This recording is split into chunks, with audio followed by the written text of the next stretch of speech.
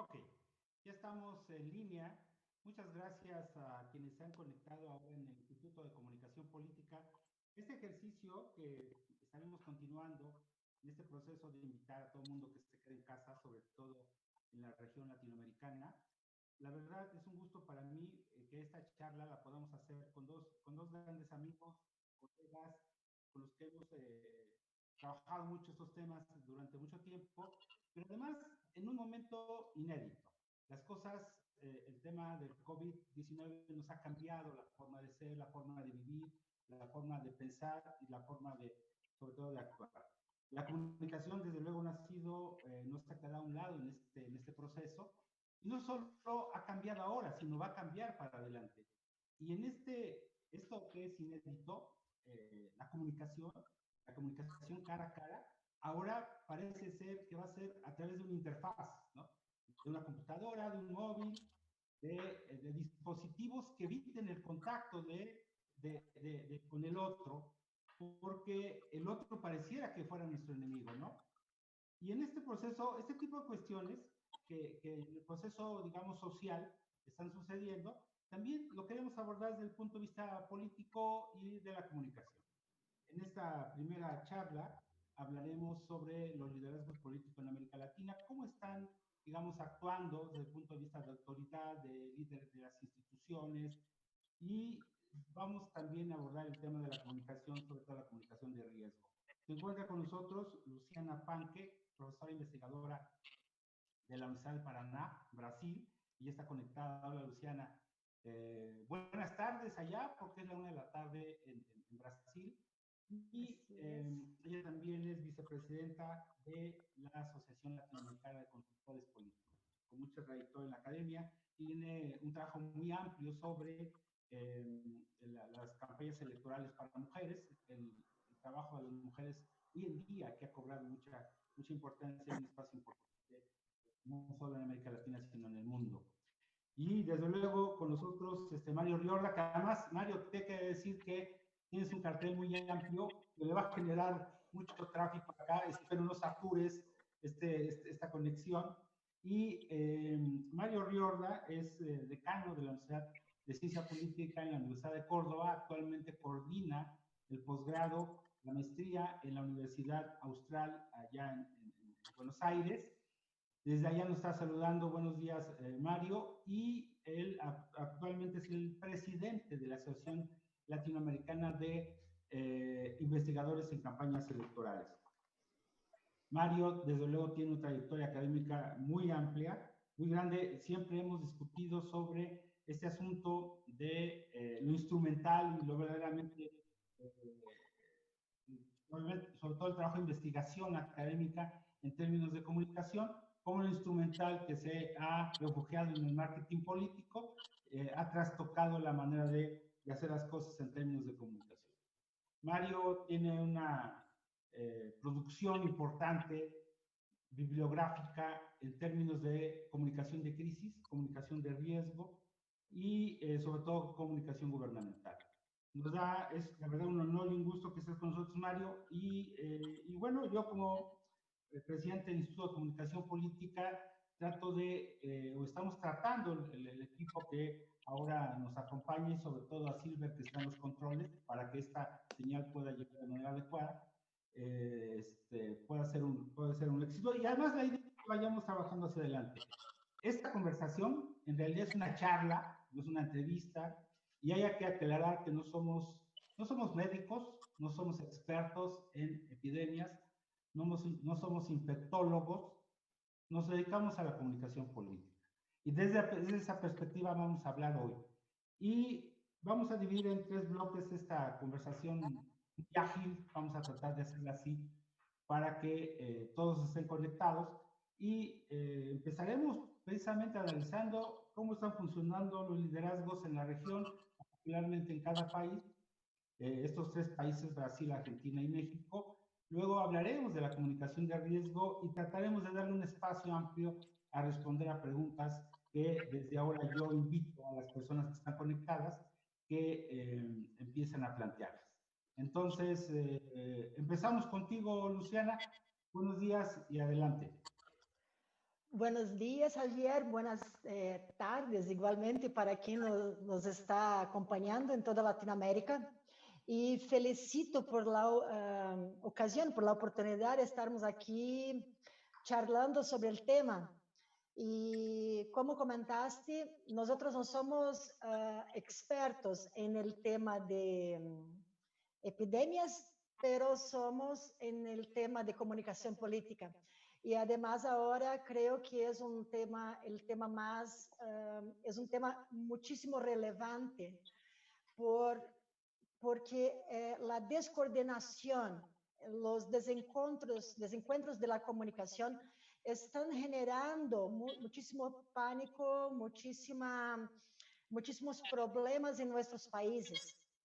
Eh, Además tener el problema de la calamidad pública, ¿no? El problema de la salud pública, de todos los desafíos sanitarios mundiales que están llegando en nuestros países, los gobiernos o los liderazgos están muchas veces confundidos, están con, nos parece, con peleas adentro de los propios gobiernos de cómo comunicar, qué comunicar, y la población, eh, bueno, hablo aquí de Brasil, sigue como hinchas.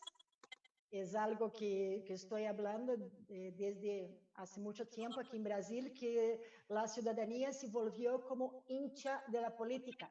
Es como si fuera así los Pumas y como en México los que siempre están de competencia con los Pumas. No me acuerdo el equipo. ¿Te acuerdas, Javier? Sí, los Pumas, Los sí. Pumas y...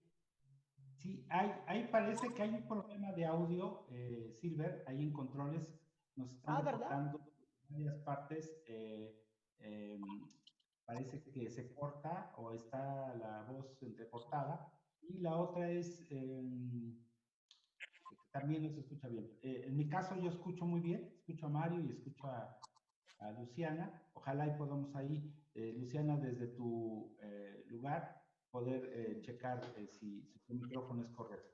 Gracias, El adelante. mío, el mío está Okay. bien. No sé, ¿ustedes me escuchan ahora porque puedo repetir el comentario? Okay. Sí, si Porque puedes repetir esa parte y platicamos, empezamos a conversar más. sí, porque lo que estaba comentando es que el desencuentro de la comunicación de los gobiernos adelante de los retos, de los desafíos sanitarios ahora, están, en especial en Brasil, se volviendo como los hinchas del fútbol. Por eso que hablé de los Pumas, porque hay los Pumas y su otro equipo que siempre están peleando. Estaba intentando acordar en México cuál era el otro equipo, ese que te comentaba. Eh, Aquí en Brasil hay esta política muy pasional. Entonces, el desencuentro que se está pasando de los gobiernos es algo del gobierno Bolsonaro, ¿no? Es algo tan pasional que la comunicación se vuelve no es un instrumental, es algo que está influenciando la salud mental de la gente, no solamente la cuestión física. Entonces, se vuelve, la comunicación política se vuelve un actor político social central para determinar los rumbos del país. Y nosotros, mira, México, Argentina y Brasil son países centrales en términos de economía, de liderazgo, de todo. Y si nosotros no tenemos como acciones muy efectivas, ¿no? La Okay. economía y la sociedad se vuelve de una manera eh, muy perdida. Esta es la cuestión. Okay. Mario, a ver, también esperemos que el audio, en tu caso, también no tenga problemas, pero que no. Parece ser que ya está mejorando. Adelante, Mario.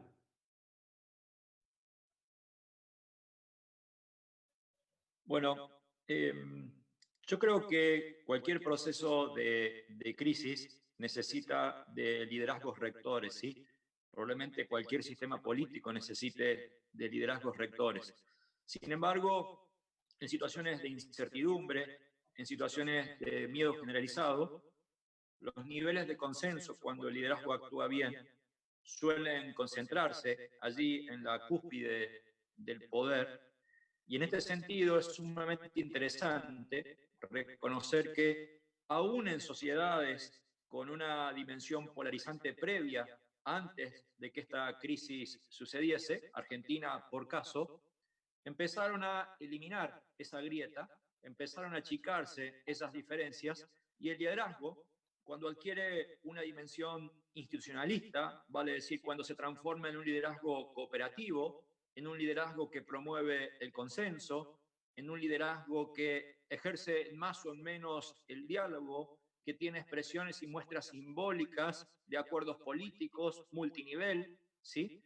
Con los gobiernos subnacionales, con los gobiernos locales, que incluso a nivel internacional promueve acciones cooperativas antes que acciones que tengan que ver con un distanciamiento operativo, ideológico o de estilo, se van congregando de alguna manera niveles de apoyo y niveles de consenso que son inéditos. Esta mañana un colega y conocido, Gustavo Córdoba, terminaba una encuesta nacional donde aproximadamente la imagen positiva del presidente argentino es más o menos del 93 al 94%, ¿sí? Es decir, arriba del 90%. Ya hay muchas encuestas que la semana pasada le daban arriba del 80%. Y esto no es solo un fenómeno que empieza a darse en Argentina, sino que con distintos matices hay varios liderazgos regionales, Perú fue un primer caso, Bukele, El Salvador, que empiezan a recibir gran parte del apoyo y a constituir niveles de consenso inéditos. Pero también puede pasar exactamente al revés cuando ese liderazgo exacerbado actúa exactamente en contra, cuando actúa bajo retórica xenófoba, cuando actúa bajo una retórica subestimadora de la realidad o la gravedad de la situación, por caso México, por caso Brasil, cuando actúa politizando en extremo, el caso Brasil y México creo que forman parte de ambas circunstancias, cuando apelan a un nacionalismo exacerbado y entonces los niveles de articulación que esos liderazgos generan no solo no se dan, sino que además empieza una especie de involución en términos de consenso. Y así vemos cómo Brasil tiene una posición absolutamente polarizada, y no solo eso, sino que con consecuencias enormes, efectivas, que ayer una encuesta internacional de Gallup respecto a la percepción del riesgo pudimos ver, ¿sí? Y es que la mitad de la población no percibe con gravedad el riesgo, o el caso de México, donde ya el propio presidente empieza a tener más desaprobación que aprobación, habiendo sido hasta hace muy poquitos días antes uno de los presidentes récord, probablemente uno de los dos presidentes con mayor nivel de aprobación en el país. Esto no significa que la gestión desde el punto de vista comunicacional sea todo en términos del riesgo y la crisis. Por supuesto que no. Hay una dimensión operativa, de infraestructura, de políticas públicas gigante que acompaña la comunicación, pero en términos de cómo se para, cuál es la dimensión de aparición pública de los distintos liderazgos aquí, dice mucho para que la percepción del riesgo sea potente en la sociedad, para que los liderazgos se consoliden y puedan transmitir confianza, y en todo caso para no empezar a generar un clima de zozobra en la sociedad, donde además de la disputa frente al miedo y la incertidumbre, aparezca una disputa prácticamente insalvable de corte casi deportivo o pasional, como bien Luciana decía hace un rato, lo cual evidentemente produce no tan solo un deterioro de los términos de consenso de la autoridad, peligroso en situación de crisis y de riesgo, sino básicamente un aumento de la presión y el estrés colectivo que obviamente tiene consecuencias muy serias y dañinas, sobre todo si esto se prolonga en términos de salud mental. Yo quiero, antes de hacer mi comentario desde la perspectiva de México, quiero señalar la parte, digamos, técnica, aquí nada más, un poco para aclarar y ofrecer una disculpa. La distancia precisamente está en Argentina Mario, en Brasil está Luciana, y sí, difícilmente en un mismo país se complica a veces las conexiones porque ahorita todo el mundo está conectado. se hace más compleja. Pero bueno, estamos tratando de brincar esos escollos y vamos avanzando. Yo ya lo planteaba en un espacio similar la semana pasada aquí, que hay tres elementos que, digamos, caracterizan, en el caso de México, el liderazgo del actual presidente. Por un lado, y ya lo mencionaba Mario, había, digamos, esta expectativa muy grande con la que entró en una calificación altísima que tenía el presidente Andrés Manuel López Obrador, pero se cruza con dos elementos. Uno, el estilo personal de gobernar. Es decir, Andrés Manuel López Obrador tiene un estilo muy característico que en la actitud ante la pandemia prevalece y se hace el eje de la comunicación, sobre la comunicación institucional. Estas expresiones y sobre todo la actitud de minimizar la situación de riesgo, pues planteaba un escenario muy desalentador para quienes lo siguen, pero más para quienes no lo siguen. Y eso nos lleva al otro elemento que se cruza en este proceso, que es muy similar a Brasil. Yo creo que Brasil y México, no solo en cuanto a la actitud de ambos dirigentes, sino en cuanto a las circunstancias que pasan en cada nación. Hay una fuerte polarización política que se presentó en el proceso electoral del 2018 y que continúa y se manifiesta a través de las redes sociales. Y nosotros nos asomamos a las tendencias principales en las redes, en Twitter o en Facebook, en algunas de las plataformas sociales más ocurridas, vemos que hay dos bloques que se enfrentan de manera constante, ¿no? Que acá en México se les ha denominado fifís y chairos, o conservadores neoliberales contra los que quieren la cuarta transformación, y eso se está trasladando a un escenario de incertidumbre, de riesgo, donde los ciudadanos quieren que alguien asuma precisamente el liderazgo que están necesitando en este momento de temor, de miedo en el que está entrando el proceso. Nosotros estamos ya en la fase 2, han crecido, como en todos los países de la región, los casos de infección y sobre todo los decesos, y entonces esta situación se junta con la falta si no de respuestas técnicas, que sí existen. Hay protocolos que la misma Organización Mundial de la Salud está estableciendo a nivel mundial, particularmente México lo está adoptando, pero la otra parte, la parte simbólica, la parte política, está ausente. En el caso de Brasil, Luciana, veía yo un video, por ejemplo, de Bolsonaro donde lo criticaban, la prensa lo criticaba precisamente porque no se iba a su casa y no se guardaba en estos momentos, y los enfrenta y les dice: los que deben largarse son ustedes a su casa, ¿qué hacen aquí, no? En un evento público, y con una actitud más de desdén, diría yo, autoritaria, Luciana. Así es.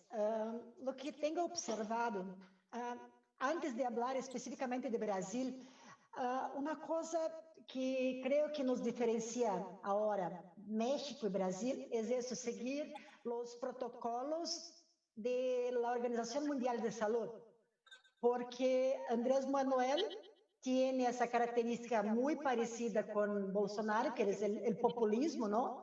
Son dos presidentes que se ponen como muy relajados, muy así populares en el sentido de lenguaje, muy cercanos de la gente, todo eso. Pero Andrés Manuel intenta seguir los protocolos. Bolsonaro se pone como superior a los protocolos. Es el punto, ignora los protocolos.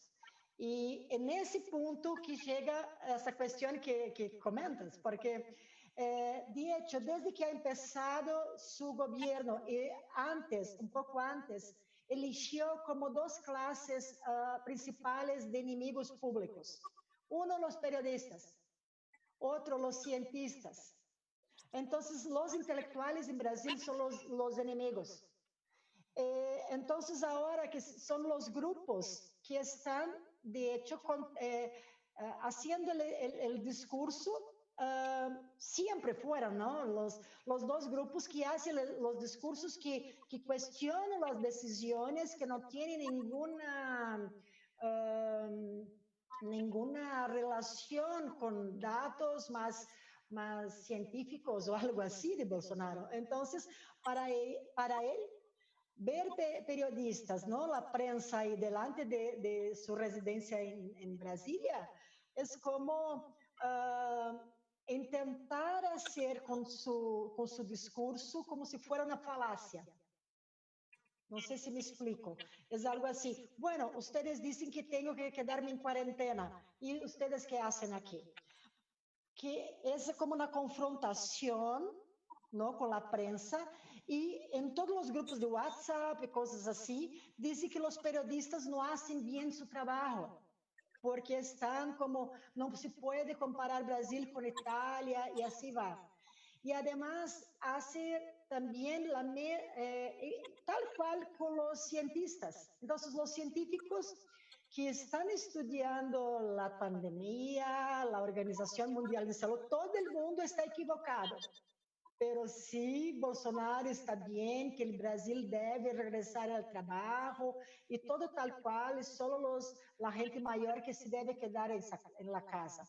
Entonces eso, la gente, inclusive los que eran apoyadores de Bolsonaro, todas las noches están en sus ventanas haciendo cacerolazos, entonces están con las cacerolas y haciendo así un ruido muy fuerte en las ventanas y gritan, fuera Bolsonaro, fuera, fuera, fuera. Es una manera de hacer una protesta social en su contra. Y mira, hablo aquí desde mi casa, que bueno, Mario ya conoce aquí la zona donde vivo, que es una zona muy cool, muy así de gente que tiene una plata, como la Condesa ahí en México, muy parecida con la Condesa. Y aquí la gente podría tener una tendencia de Bolsonaro porque la gente es más capitalista, pero no, aquí es unísono. La gente por la noche está gritando en contra. Entonces, ¿qué pasa? Ayer, eso para comentar con ustedes cómo está la ciudadanía y cómo está Bolsonaro. Ayer ha sido convocada una marcha, pero una marcha con autos en las calles de Brasil, para que la gente regrese a sus trabajos. Pero ¿qué gente que es para regresar a sus trabajos? La gente que toma el autobús, no es el empresario. Claro. Y entonces la justicia ha prohibió que Bolsonaro abra su boca para pedir eso. Entonces tuvo que la justicia entrar con una acción para prohibir eso, porque ya había un video diciendo el Brasil no puede parar, el Brasil no sé qué. Entonces el tipo provoca esa incertidumbre que antes ustedes hablaban de una manera muy seria, una vez más, como Mario había mencionado, generando una situación en Brasil que la gente que no es empresario defiende los empresarios y pone la economía en primer plano. Cuando es un gobierno de derecha, tal cual Chile, Brasil, Ecuador, ya se puede tener una visión que los gobiernos de derecha se van a poner la economía en primer plano. Pero el apoyo de la población para que la derecha, sí, vamos entonces morir por la economía de Brasil, se está volviendo como una confusión en la cabeza de la gente. No sé si me explico, pero los mensajes que están siendo transmitidos por Bolsonaro, por su ministro de la Salud, son mensajes distintos. Y eso se vuelve como una confusión aquí en Brasil. Y en esta confusión, y aprovechando que están llegando ya llamadas, más bien mensajes aquí en el timeline del Facebook, Mario, están buscando respuestas respecto a que definamos, porque yo creo que hay una confusión sobre la comunicación gubernamental, particularmente la comunicación de crisis y sobre todo la comunicación de riesgo. A mí me gustó mucho una entrevista que dabas allá en Argentina sobre la gran diferencia y sobre todos estos factores que diferencian a ambas. Por un lado, la crisis con el eje de la incertidumbre como elemento central y el otro, la comunicación de riesgo como el miedo.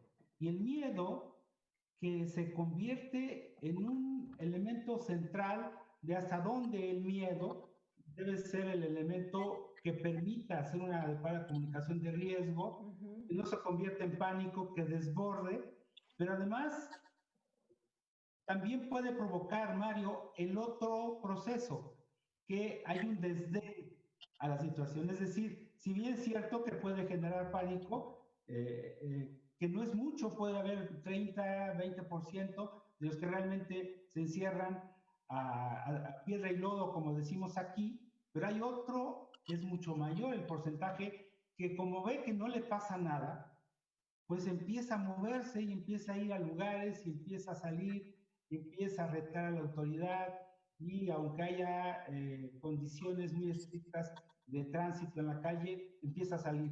Más allá de la necesidad que decía Luciana de trabajar, es un tema de, pues, ese miedo en realidad no existe, ¿no?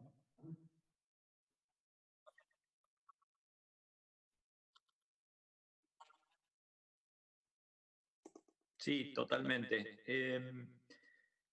De una u otra manera, tanto para crisis o para riesgo, ya hago un poquito esa diferencia tan valiosa en estos días. Todo lo que decía Luciana hace un rato, que lo ejemplificaba preferentemente desde Brasil y válido para muchos otros casos, México incluido, son la contracara de un proceso en donde se necesita básicamente aportación de certidumbre, líneas directrices únicas para ordenar desde la cima del poder hacia abajo el discurso dominante, ¿sí? Que aporte, insisto, unidad de sentido en este caos preferentemente informativo.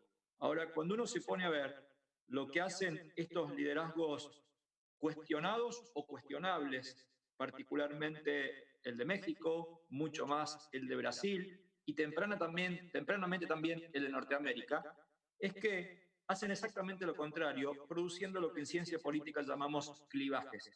Un clivaje son posturas dicotómicas en torno a temas, ¿sí? Y esto es lo peligroso, porque son liderazgos que todavía siguen pensando en clivajes. Un clivaje, por ejemplo, actual, el más potente, el que tiene que ver con la realidad y la polémica, es el clivaje salud versus economía. En Argentina se terminó ayer una encuesta y dio que el 94% piensa que es prioritaria la salud. Evidentemente no hay clivaje, pero en otros países sí, porque particularmente en el caso de Brasil, que es el más brutal de los clivajes, hay una publicidad oficial desde el Estado en donde se lleva adelante toda una campaña diciendo el Brasil no puede parar. Y esto de verdad es un peligro porque alienta un montón de otros clivajes, como por ejemplo el saber popular, el saber histórico de la raza en el caso mexicano, el poder moral de la sociedad y mío también del presidente versus la ciencia es otro clivaje, el clivaje Estado versus mercado. Se van alimentando uno y otros clivajes. En el caso de Donald Trump, el clivaje Occidente versus Oriente o Norteamérica versus China o versus Rusia, etcétera, etcétera. Entonces, fíjense qué interesante que cuando hablamos de incertidumbre, un clivaje claramente es un multiplicador de esa incertidumbre. Entonces, es evidente que estábamos frente a yerros o frente a acciones deliberadas brutales con consecuencias que ojalá sean mucho menores de las que nosotros imaginamos. Entonces, el efecto no es solo un efecto político de merma de popularidad, casi que diría, es lo que menos importa. El efecto tiene que ver en la percepción del riesgo. El efecto tiene que ver con el autocuidado por parte de la sociedad.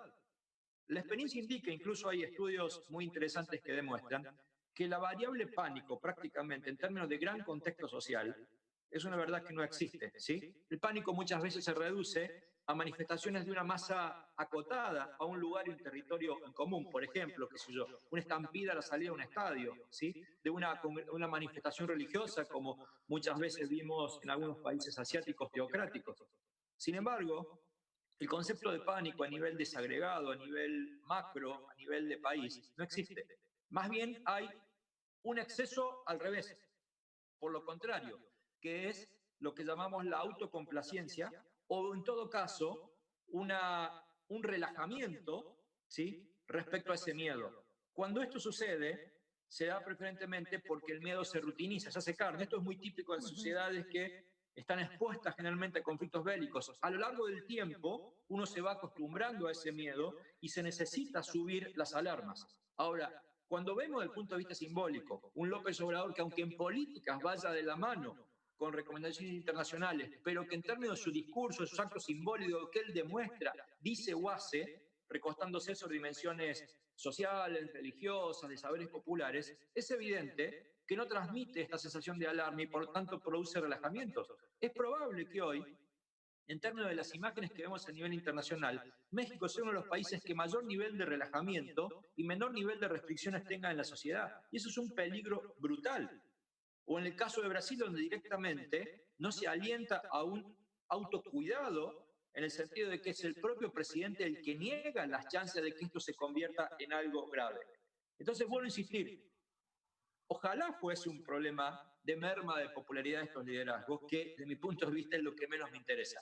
Lo que sucede es que el eco de esto produce, de verdad, un problema de pérdida de autoridad y de confianza en los liderazgos para el ejercicio de la comunicación del riesgo, que básicamente el riesgo, a diferencia de otras comunicaciones, tiene un objetivo fundamental, que es producir cambios, modificación de comportamientos, de rutinas frente a una alarma. Y si las propias autoridades merman la alarma, es evidente que el relajamiento o las chances de contagio son enormes, ¿sí? Estaba leyendo un estudio psicológico sobre que muchos de estos liderazgos, precisamente en esta gestación de dicotomías, ¿sí?, en estas grandes divisiones que producen, van generando un dilema psicológico que estudia la psicología de la Gestalt, que es esta idea de cuando vemos la imagen que de un lado es un pato y otro lado es un conejo, ¿sí?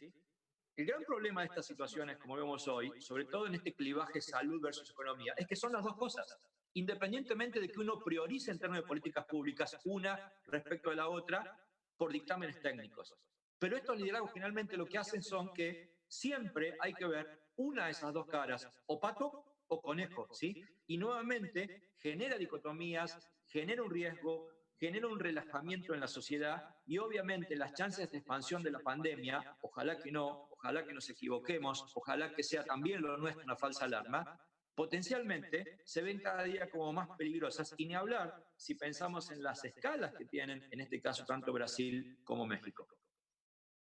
Sí, pero en este planteamiento que haces de los clivajes, por ejemplo, la salud y economía, que finalmente lo podemos ver a nivel macro, a nivel cotidiano, este clivaje también de los migrantes contra la seguridad nacional, la seguridad del Estado, lo estamos viviendo en el caso de Europa, en el caso de Nueva York, donde hay una situación muy compleja. Veía la anécdota en el metro de Nueva York, donde un sujeto empezaba a agredir a una chica porque tenía rasgos asiáticos. Así como hubo el enemigo antes era, digamos, el terrorista islámico, ahora el enemigo es el que te puede contagiar, y sobre todo si tiene origen asiático. Y al final la chica ni siquiera era asiática, era norteamericana, de padres norteamericanos, pero tenía rasgos asiáticos por herencia. Entonces, estamos viendo fenómenos muy interesantes que tienen que ver con el comportamiento social. Y Luciana, decías hace un momento sobre este asunto de las mujeres con cacerolas de los años 70 que retoman, y que además es una manera de manifestar o de manifestarse esta acción colectiva respecto a la ausencia de respuestas concretas y satisfactorias por parte de la gente, ¿no? Así es una manera de hacer como, escúchame, no estoy de acuerdo. Y fue una manifestación que aquí en Brasil, que simbolizaba cuando la gente había pedido la salida de Dilma Rousseff. Entonces, aquí es una cosa, mucha gente que hacía esos cacerolazos en 2015, 2016, ahora para la salida de Dilma, ahora está haciendo para la salida de Jair Bolsonaro. Entonces, como hizo un cambio ahí en estas peticiones populares. Y esto de esta anécdota de Nueva York se está pasando por toda la parte, esta anécdota entre comillas, porque esto es xenofobia, ¿no? Y es un cambio en la sociedad muy fuerte y que sí estoy preocupada porque es una xenofobia que va a reforzar el nacionalismo, es una narrativa de la derecha, ¿verdad?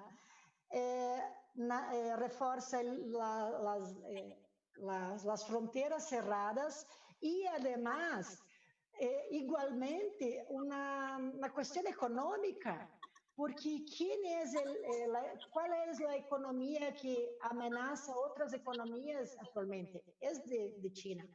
¿Con quién todos quieren ahora hacer negocios y todo más? Es China. Entonces, si piensan que hay ¿no? las teorías de la conspiración, no, China hizo eso como una arma biológica, no fue Estados Unidos y así va, se cría como un imaginario colectivo que se va a generar comportamientos sociales. ¿Cuáles son las consecuencias para esos comportamientos sociales adelante? ¿Cómo se van a manejar eso? En ese sentido, llegando aquí en Brasil, con ese discurso de Bolsonaro, que siempre estoy como haciendo asociaciones desde su campaña electoral hasta ahora, cuando relacionaba a la gente que no le gusta trabajar, que en Brasil se llama vagabundo, no sé en sus países cómo es la expresión, pero que ha recibido aquí una connotación, la gente de izquierda es todo vagabundo. Entonces es la gente que no le gusta trabajar, en otras palabras. Y ahora están tomando una vez más esta expresión discursiva, regresando en la argumentación del gobierno para decir, entonces ahora Brasil tiene que regresar al trabajo y quien no quiere regresar al trabajo y quiere quedarse en la cuarentena es vagabundo. Es una relación como si fuera quien quiere seguir la recomendación de la Organización Mundial de Salud es de izquierda. Entonces, Bolsonaro está haciendo una asociación, una narrativa política muy fuerte, muy dura, y dicotómica entre izquierda y derecha de las cuestiones ideológicas, ¿no? Y me parece una apuesta, una cosa muy fuerte, porque ojalá, bueno, nosotros como dijo Mario, ¿no? Nosotros estemos equivocados y ya es solo una falsa alarma. Pero ¿y si no? Entonces, él hace como una apuesta de que quien se queda en la casa entonces son de izquierda, son entonces la gente que no le gusta trabajar, entonces son vagabundos.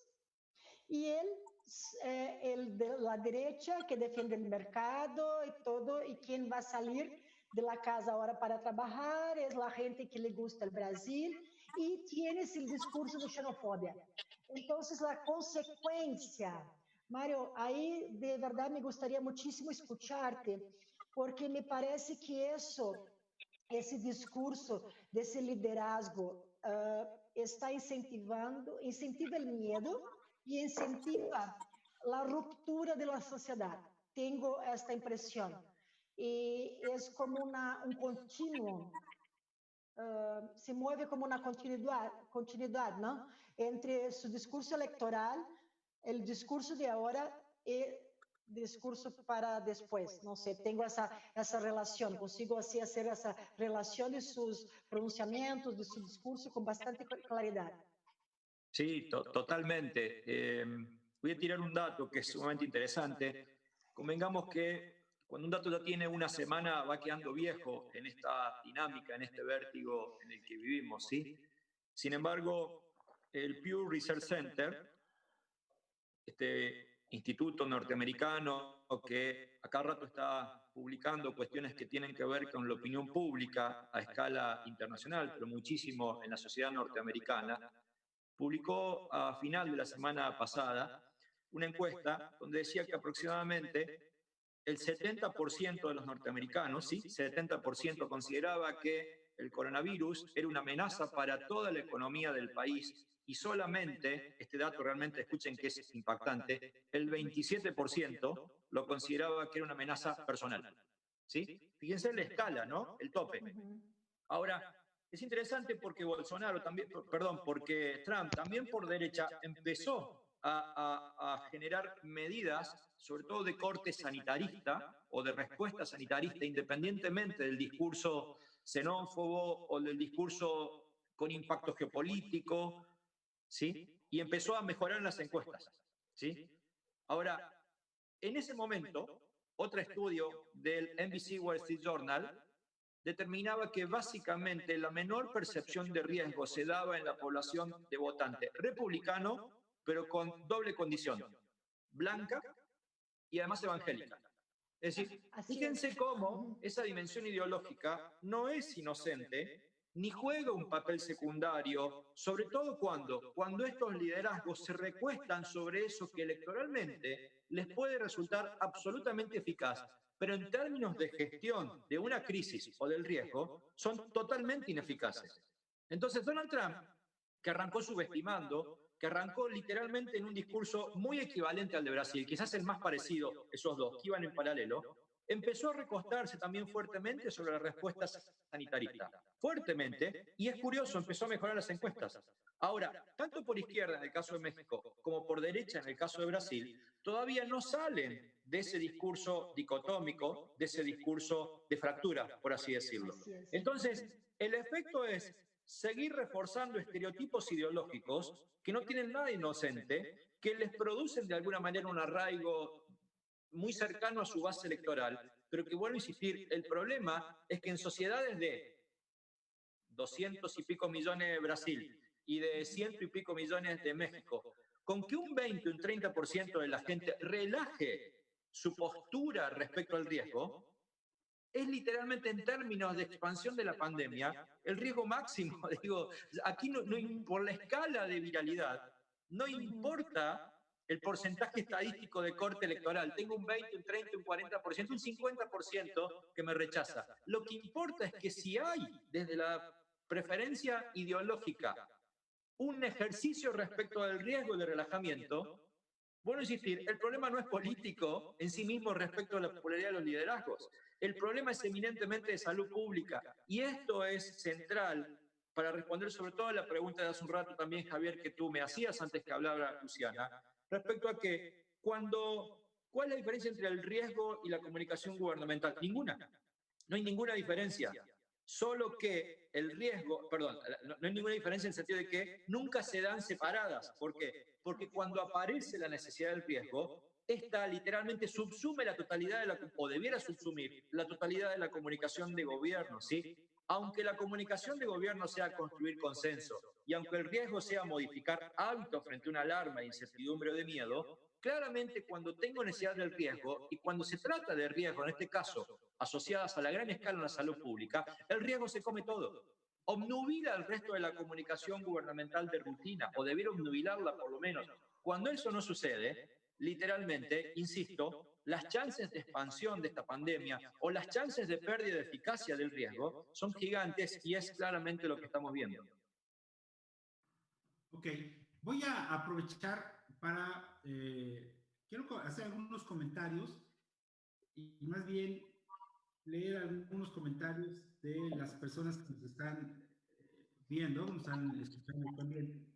Por ejemplo, nos mandan saludos de diferentes países, tenemos conexión realmente en Argentina, en Brasil, en Colombia, en Ecuador, en México, la Ciudad de México, básicamente, obviamente Puebla, varios amigos consultores, Carlos Sirven, Carlos Lorenzana, que son amigos, Marco Antonio Pérez también está ahí conectado, Alberto Mora, Marco Antonio está en Colombia, Alberto está en España.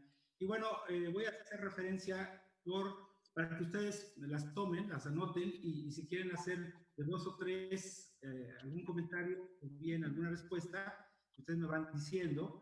Por ejemplo, me pregunta, para Mario, le pregunta a Mauro Román, ¿qué opinión tiene respecto a la comunicación de crisis que se está realizando entre el gobierno nacional, provincial, con los municipios? Si es efectivo, pregunta, y si hay lugar para otra. Porque bajo la imagen de Alberto Fernández, cuando estaba al alza, pregunta, ¿de cuándo bajó la imagen y cuándo estaba al alza? Quiere hacer, digamos, hace diferencia. Y si la incertidumbre juega un factor clave en este proceso. También nos pregunta, o nos hace un comentario Melgarejo, dice que Brasil está ingresando en una doble crisis, no en el contexto de la pandemia, sino de legitimidad con respecto al discurso de su presidente y su accionar dirigido al pueblo como su máximo dirigente. Eric Fajardo comenta, Mario dice, me parece esencial manifestado acerca de participar en la comunicación de crisis antes de haber ejecutado una efectiva fase de comunicación de riesgo, y que es muy adecuado leer a Trump y el estado de éxito fracaso en la cuarentena en Estados Unidos. No, porque ahí tiene una situación ya muy compleja, ¿no? Estamos viendo incluso decisiones mucho más duras. María Luz Agú dice que Brasil sería interesante entonces saber a quién responden finalmente los ciudadanos, al presidente o a la justicia.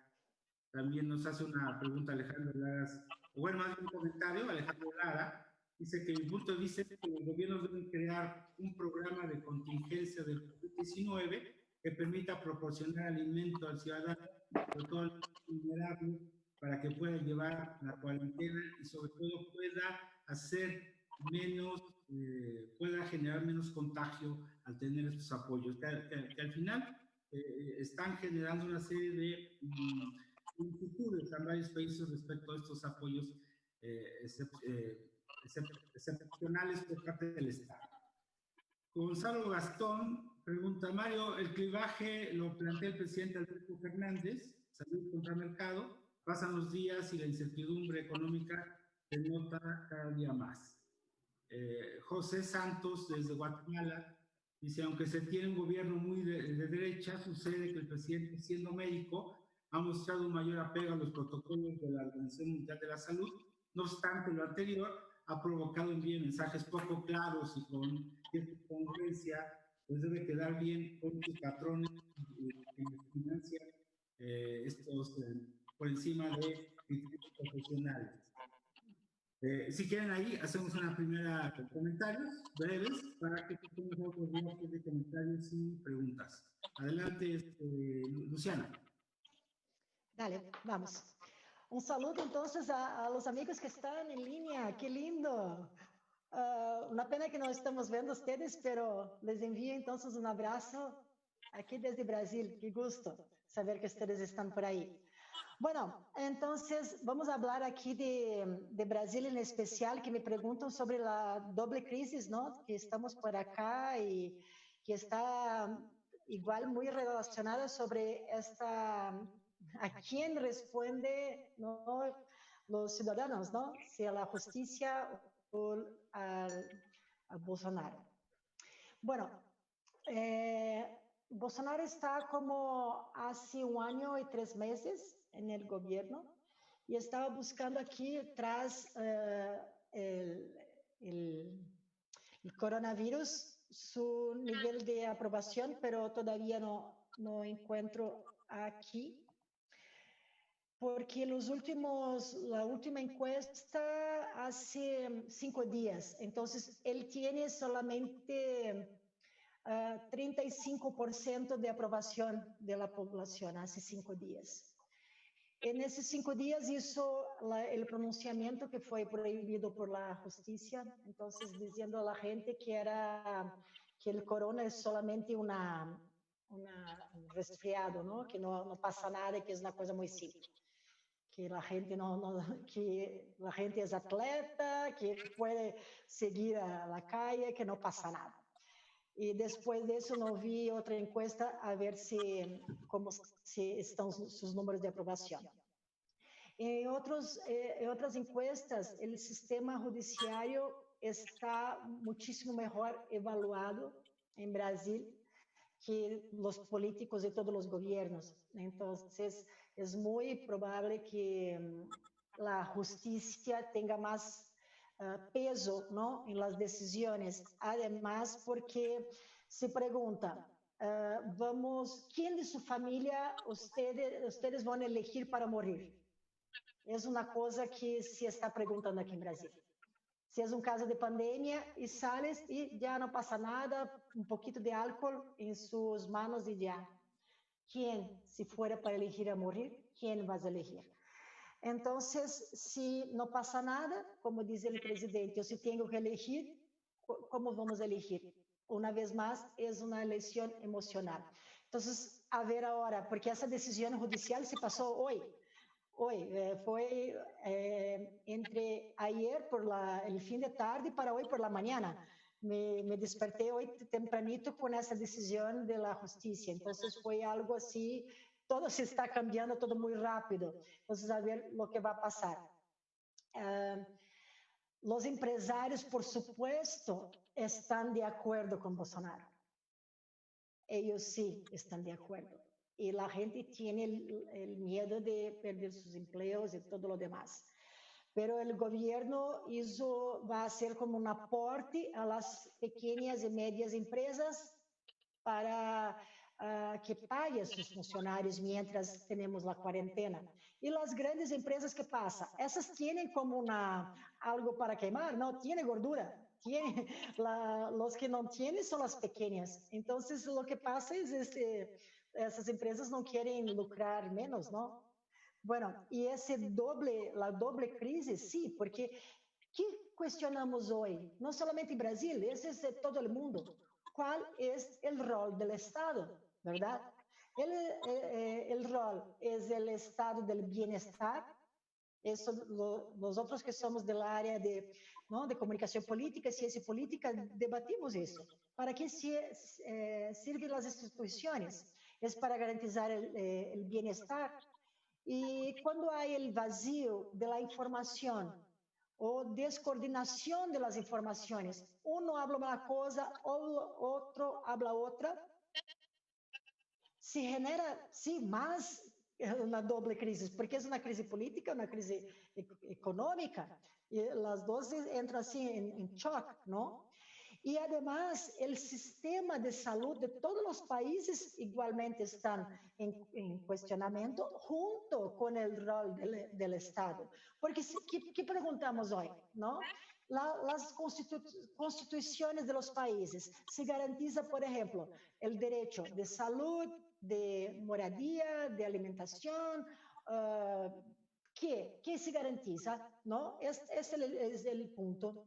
Entonces, el sistema de salud debe ser regulado por el Estado o por el mercado. Es el punto. Y eso se vale para todos los países. Y debemos preguntar. Dime, Javier. No, Mario, si quieres abundar sobre el tema, sobre todo en estas preguntas y comentarios que hemos leído ya.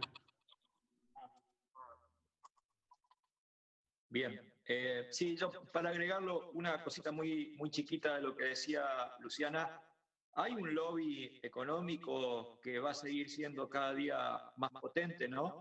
No nos olvidemos las expresiones que han retumbado en todo México del presidente del grupo Salinas, no nos olvidemos el lobby del sector empresarial en Brasil, Y no nos olvidemos que ayer, por ejemplo, Techint, el grupo más poderoso de Argentina, despidió a 1.400 personas. Evidentemente, están buscando de alguna manera también una especie de compensación económica para soportar esta situación. Y eso es normal y va a existir independientemente de que nos pueda sonar horroroso o inaceptable, ¿sí?, desde el punto de vista ético, pero forma parte de las distintas presiones sectoriales que está habiendo, los sindicatos por caso en el contexto uruguayo, ¿no?, cómo están presionando fuertemente en esta coyuntura. Sin embargo, acotando eso a las preguntas específicas que se me hacía, bueno, Alberto Fernández no tuvo nunca un descenso de aprobación, jamás desde que asumió, además hace muy poquito que ha asumido. A lo sumo estaba estable, con un nivel de positividad por encima de la negatividad, pero discreto, bien valorado socialmente, pero sin ser descollante. Y lo que pasó es que, especialmente desde que empezó a incorporar esa imagen simbólica de consenso interpartidario, ¿sí?, empezó a expandir su imagen, que es altísima. Y es verdad que él ha planteado esta clivaje o esa dicotomía, pero para reconocer que ambas son necesarias, que está actuando en ambos sentidos, aunque es probable que en términos de la capacidad de respuesta para mitigar, especialmente en la crisis económica y social, que además es previa a esta pandemia, tenga muchísimo menos nivel, menos instrumental o menos capacidad del Estado, un Estado que económicamente está quebrado literalmente. Entonces, esto es importante, ¿sí? En una encuesta que hace un rato comentaba, que es esta encuesta nueva de Gustavo Córdoba, y ayer también vi otra, perdón, de Córdoba Suban, y ayer vi otra también de Proyección Consultores de Buenos Aires, lo que se demuestra es que hay muchísima más valoración y muchísimo más demanda para la respuesta sanitarista, sin desconocer que las otras demandas también son necesarias y, curiosamente, con mucha racionalidad, reconociendo que aunque se haga mucho, proporcionalmente en términos de la capacidad potencial que el Estado tenga, siempre va a ser poco. Entonces, no solamente el gobierno dice, las dos miradas, recuerden esta mirada de la teoría de la gesta, el pato conejo, las dos miradas son necesarias porque hacen a una misma imagen, solo que priorizo una y voy respondiendo gradualmente mientras pueda a la otra. La sociedad lo ve igual, como si fuera un calco, exactamente igual. Entiende y valora, incluso en términos de autorregulación o autoconciencia, de permanecer en el largo plazo mucho más atento a lo que la respuesta frente a la pandemia indique, aún con un costo económico aproximadamente calculado en el 80 y pico % de la población que se ve afectada fuertemente o severamente por esto, y entendiendo que todo lo que haga el Estado es poco, que debe hacerlo, pero es poco, ¿sí? Es decir, hay una racionalidad interesante en el gobierno, aún siendo consciente de que la dicotomía existe, hay un modo de responderla, y hay un modo en este caso, y obviamente cuento solo lo Argentina, donde la sociedad lo percibe exactamente igual que lo plantea el gobierno. Entonces, esto está bueno desde el punto de vista, uno puede compartir o no, pero sí está bueno desde el punto de vista de la eficacia rectora desde arriba hacia abajo, que produce un discurso que en términos de recepción es bastante coherente, o es, yo diría, adquiere en términos de recepción prácticamente una proporción equivalente al mensaje rector de parte de la autoridad del momento. Ahí hay una muy buena tarea política comunicacional, voy a insistir, con esta característica asociada a lo que llamo un liderazgo institucionalista. Ahora, hay otros fenómenos, hay uno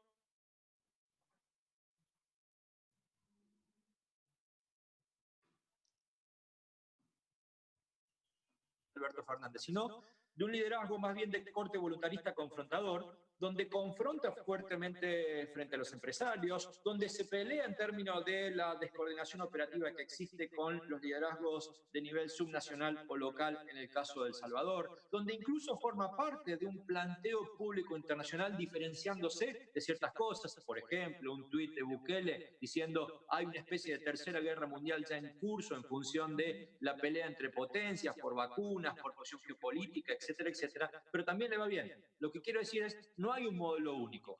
Ahora, lo interesante es que a las crisis no solamente hay que verlas hoy, sino que también está bueno empezar a ver qué pasa mañana. Entonces, también qué pasa mañana implica pensar cuánto de la variable democracia sigue vigente después de este liderazgo, porque vimos mucho en términos de eficacia de los modelos asiáticos, no democráticos, como modelos, si no virtuosos, por lo menos interesantes para ver cómo se puede reaccionar rápido.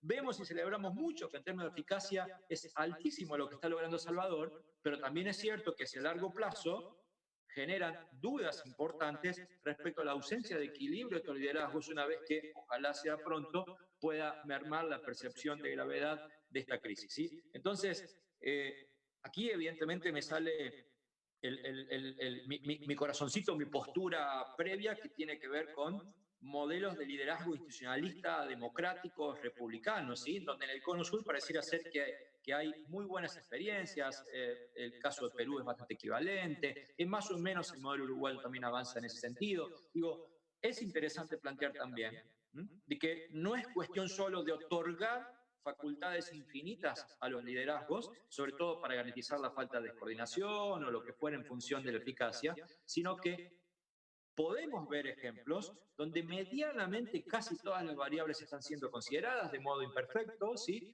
Pero que no significan mermas de democraticidad, que no generan clivajes insalvables hacia adelante y que por si fuera poco pareciera ser, por lo menos en el corto plazo, son bastante interesantes desde el punto de vista de la mitigación sanitaria y habrá que ver desde el punto de vista de la capacidad de mitigación socioeconómica. Si les parece, vamos a hacer últimas dos rondas, pero una de ellas, más bien lo que voy a hacer es agradecer a las personas que han escrito aquí en el chat del Facebook y hacemos una última intervención para ya despedirnos. ¿Les parece bien? Quiero agradecer a Eric Fajardo. Él dice: recupero la advertencia de Mario, cuidado con propiciar clivajes, saber economía, saber popular contra saber científico, civilización occidental contra cultura oriental, que está provocando un clash, dice, de actitudes culturales frente a la pandemia, ¿no? Aulin de la Cruz dice: sin duda esta crisis de salud y la comunicación política para el Estado, para Latinoamérica, va a marcar un antes y un después, particularmente en el grado de liderazgo que van a asumir personajes y organizaciones que mejor asuman, dice, la comunicación y la sensibilidad para manejar de la mejor manera con la sociedad esta coyuntura. María de la Luz Abud, también le agradecemos que nos escribes de artista, Antonio Carlos Gott, gracias, Freddy, Marín, Micaela Coche, Edgar Acosta. Dice: Mario, difícilmente se entenderá esto que mencionas, y señala que en países, sobre todo con cargas populistas fuertes, sin ha existido un cambio de la comunicación, una trascendencia de la comunicación, de lo que fue lo electoral y sobre todo de lo que es la comunicación gubernamental. Y la Gómez de Cancún, desde Colombia, desde Medellín, Magali, Tania Rascón, también está Alejandro Lara Villegas. Él pregunta: ¿qué sugieren ustedes que deben hacer los gobiernos, tanto municipal y estatal?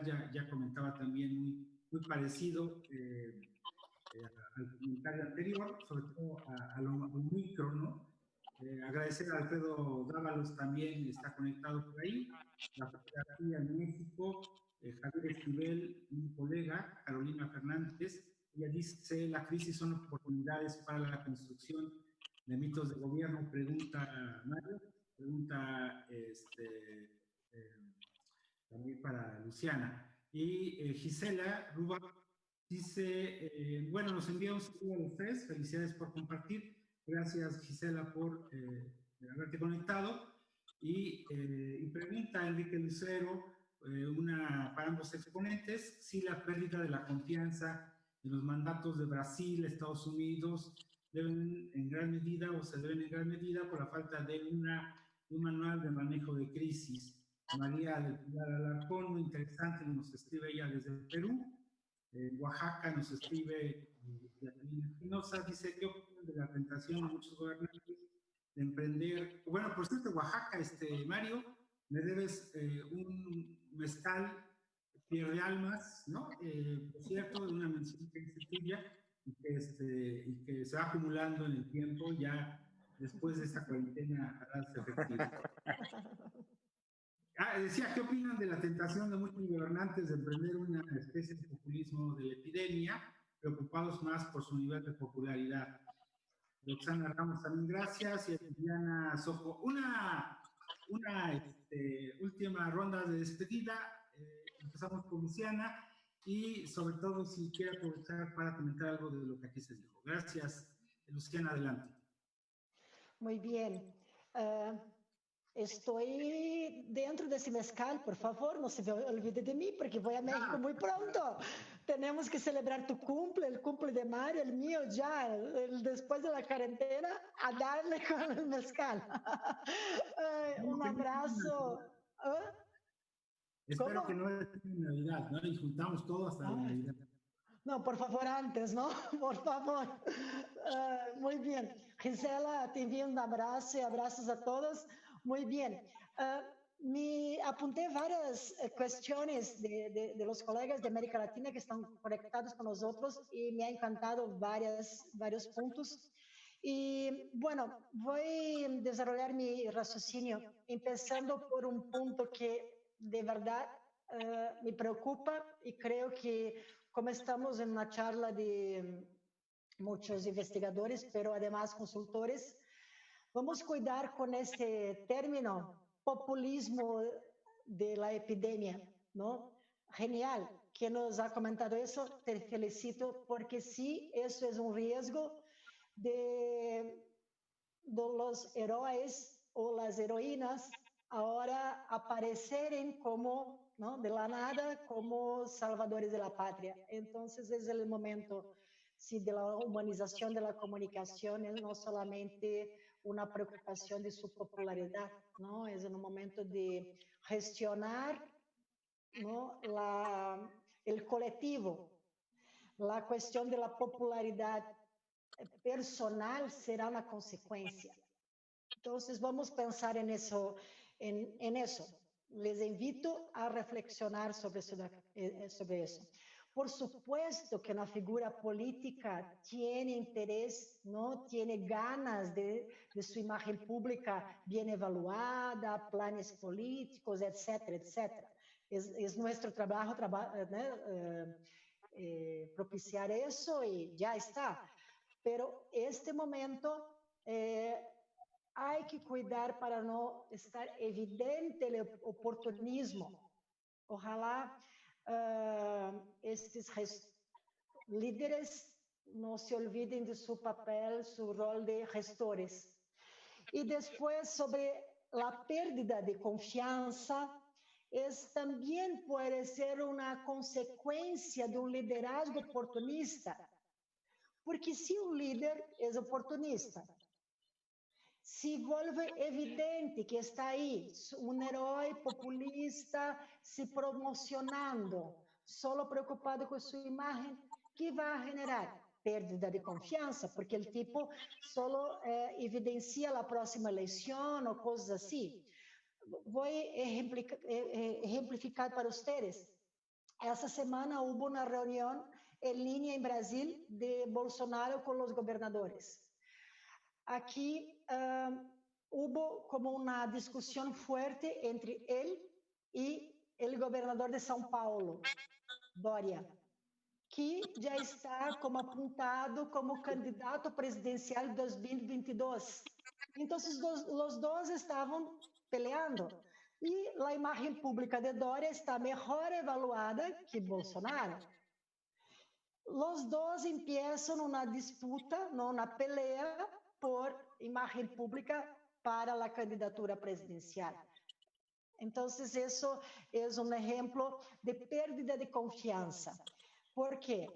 Los dos están invirtiendo sus fichas, ¿no? Sus cosas en dos momentos distintos. Bolsonaro diciendo, no, eso no pasa nada, es solamente una enfermedad como cualquiera. Y Dória dijo, no, vamos a seguir los protocolos de la Organización Mundial de Salud y quedámonos en nuestra casa. Entonces, la gente va a elegir en quién confiar para después elegir el siguiente presidente de la República.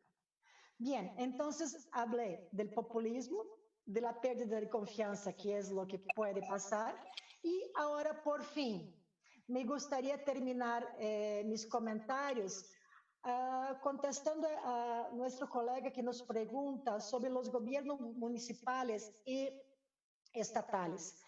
A mí me gustaría muchísimo comentarte sobre los gobiernos municipales, ¿vale? Vamos a pensar en un plan ideal, sería la coordinación, ¿verdad? De los gobiernos presidenciales, gubernamentales y municipales, todos conectados con la misma idea, los mismos retos, etcétera, etcétera. Pero nosotros sabemos que en nuestros países es un lío la parte de comunicación, muchas veces no hay protocolos para coordinar el manejo de crisis y esto sí refleja en todo el lío que pasa en nuestros países, ¿no? Las ciudades, etcétera, ¿no? Y bien, entonces muchas veces entonces, la comunicación no es coordinada por todas las instancias del poder. Cuando llegamos al gobierno municipal, vamos a pensar que no hay una directriz, no hay una dirección que el gobierno nacional se conecta con esos gobiernos municipales, o se pasa como tal cual como Brasil, que el gobierno presidencial no se habla cosas en contrario a la recomendación mundial y el gobierno municipal está en contra de eso, ¿no? Dijo, no vamos a hacerlo. Entonces tiene autonomía para tomar las propias decisiones. ¿Qué voy a recomendar? ¿Qué pongo a ustedes para la reflexión? Que estos liderazgos municipales que están ahí, la cercanía de la gente, ¿no? Es ahí que la gente vive. La cosa está concreta, está ojo a ojo, o como tela, ¿no? Todos están cercanos. Es tener coherencia, respeto y ejemplo. Entonces, esos líderes y lideresas que están cercanas de la gente en los municipios, sí, una comunicación con más cercanía, con más preocupación, además con los nombres de la gente, porque muchas veces los municipios, ¿no? Los pueblos tienen 2.000 personas, 1.000 personas, entonces podemos conocer los mayores, quién son quién vive en cuál zona, cuál barrio. Entonces podemos hacer una comunicación más directa, más efectiva, acciones comunitarias para que nadie se quede con hambre o cosas así. Entonces, es posible trabajar con una unión más grande entre el gobierno y la población. En ciudades, claro, en pueblos más grandes, esto se maneja de otra manera, pero el gobierno tiene una función social muchísimo más evidente en los municipios. Y esa coordinación de la comunicación, de liderazgos más presentes, más efectivos, la gente los ve y los siente más en los municipios y las ciudades. Ok, vamos, vamos con Mario.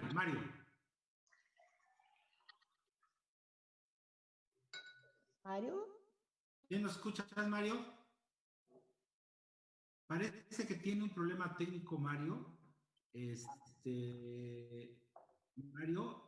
Bueno, a modo de cierre, sí, los escucho bien. Adelante.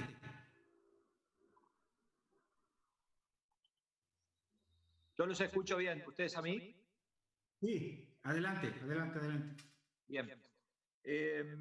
Yo creo que una de las cosas en donde no debiéramos caer, o por lo menos no centralmente, es en creer que aquí hay errores de comunicación, que los hay en términos operativos, pero más bien hay concepciones políticas, ideológicas, de intereses en gran parte de los gobiernos, especialmente aquellos que criticamos o que vemos con cierto asombro y espanto. En segundo término, es muy interesante que en los comités de emergencia hay sanitaristas, hay epidemiólogas y epidemiólogos, obviamente políticos, expertos en políticas sociales, economistas, juristas, pero no hay expertos en comunicación de crisis y de riesgo. Y la pregunta es si debiera haber y dónde se han formado los que debiera haber. Entonces, mi gran autocrítica, lo digo también como responsable académico y en gran parte de toda Iberoamérica y también de Estados Unidos, de haber formado parte de ofertas de posgrado en esto, es que las academias, las universidades, los institutos formativos, el mundo de la industria de la consultoría, tiene muy poco para decir en estas circunstancias porque no se ha preocupado en meter el dedo en la llaga en esta temática. Lo digo con fuerza y lo repito hasta el cansancio y no me trae ningún tipo de complicación decir que el marketing político no tiene para decir absolutamente nada, pero nada, nada en estas circunstancias. Entonces también hay una autocrítica profesional, académica, de la industria, de reconocer que todos los que opinamos sobre lo que está pasando hoy, lo hacemos desde un nivel conceptual, instrumental, desde el punto de vista académico, profesional, absolutamente endeble. Entonces, mi mensaje final, insisto, también a modo de autocrítica, es: si el mundo va a cambiar, también nuestra profesión, nuestra mirada profesional frente a la magnitud del desafío que esta pandemia está generando, es que también nuestras cabezas, nuestro modus operandi, nuestra conceptualización, nuestra prioridad de investigación, ya sabemos a dónde debe enfocarse. La electoralidad, el exceso de liviandad de los marcos teóricos nuestros, de modo previo, para hacer o para poder entender esto, la verdad es que son absolutamente pocos, mediocres o mezquinos. Entonces, ojalá, porque hay gente valiosísima, por lo que escuché, además de amigas y amigos del mundo de la academia y la profesión aquí escuchando, más otros que no escuchan, pero sabemos que nuestra voz llega. Ojalá nos preocupemos para montar algo así como una especie de consorcio internacional de abordaje serio y profundo, derivado de este penoso tránsito en el cual el mundo y nuestras sociedades están, para también aportar desde nuestra responsabilidad a una mirada mucho más comprometida, que evidentemente la podríamos tener ya al día de hoy, pero además sustentada, ¿sí?, en términos de efectos, de investigación y en términos de todo lo que nosotros, como industria académica y academia, podemos aportar. Yo quiero terminar con un comentario en dos partes. Primero, retomar esta invitación y este reto que haces, Mario, que hacen Luciana, de darle un sentido más profesional al ejercicio de la comunicación política desde la academia, pero también en la práctica. De alguna manera, nosotros, los que estamos ahora conversando, muchos de los que nos están viendo, combinan estas dos cuestiones, ¿no? La academia con el ejercicio profesional. Pero en estos momentos, precisamente este fue, digamos, uno de los motivos por los cuales quisimos hacer este tipo de ejercicios, es que hay que tener cuidado. De repente, como ya todo es en línea en estos momentos, por fuerza, no por convicción, entonces estamos viendo, digamos, contenidos diversos que están abordando el tema con poca seriedad, con una confusión de conceptos, con una mezcla más de egos que de aportar. Y entonces, yo creo que es pertinente aprovechar este llamado. La LICE, por ejemplo, es un buen espacio donde hemos estado trabajando ya. Mario, lástima que no nos pudimos reunir acá en la ciudad de Puebla, pero ya lo haremos muy pronto. Por cierto, Alejandro Lara Villegas nos dice que ahora que se retome en octubre el Congreso de la LICE, él lleva el mezcal de Oaxaca, ¿no? 100% artesanal para brindar. Eso no te exime de poder dar conmigo de este mezcal Pierde Almas, por cierto, que me debes. Pero el segundo punto que yo quiero poner aquí es que contribuimos contribuimos desde la comunicación política, sí, pero también contribuyamos desde donde estamos ahora. Es el aislamiento social y más allá de la sana distancia, ¿no?